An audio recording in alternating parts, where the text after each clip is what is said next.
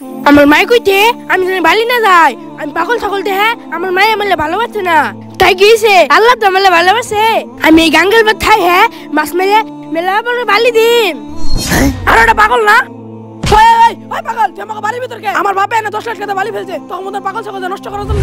তাহলে ভাই আমি আর বাড়ির ভিতর যাব না, আমি গাঙ্গে গোসল করুম। গাং তো কারো বাপের না, গাং আল্লাহর। ওই পাগল ছাগল, তোর যদি বাড়ির ভিতর দেখছি তোর খবর খারাপ আছে। এলে এটা কি? এগুলো তো ধান গাছ, আমি ধান গাছ বিনা মেলাগুলো ধান গাছ বানাম। যাই নিয়ে যাই।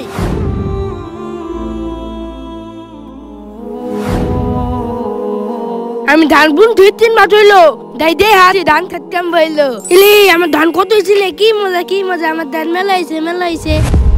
ভাই ভাই, হ্যাঁ কি হয়েছে বল। ওই নদীর ঘাটে একটা পাগল পানা চাষ করেছে, অনেক পানা, মনে হয় বিক্রি করবে। হ্যাঁ আমার তো অনেক পানা লাগবে। আমার ফার্মে ঘাসে শর্ট পড়েছে, আর এই বর্ষাকালের দিনে কোনো জায়গায় ঘাস নেই। চল যাই পানাগুলো কিনে নিয়ে আসি। কোথায় পানা? কোথাও তো দেখছি না। এই পাগল, তুমি কি এই পানা বেচবে? তোমার বিলে অনেক পানা আছে।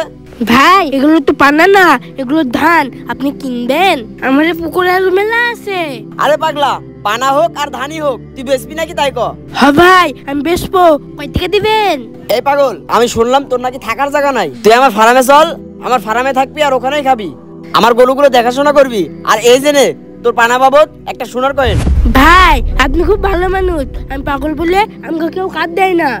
ভালোই হলো আপনি গাড়ি পাঠিয়ে দিয়ে, আমি এই ধানগুলো নিয়ে আপনার ফার্মে যাবনি। আচ্ছা ঠিক আছে পাগল, সময় মতো গাড়ি পাঠিয়ে দিবনি, তুই এই গাড়িতে চলে আসিস।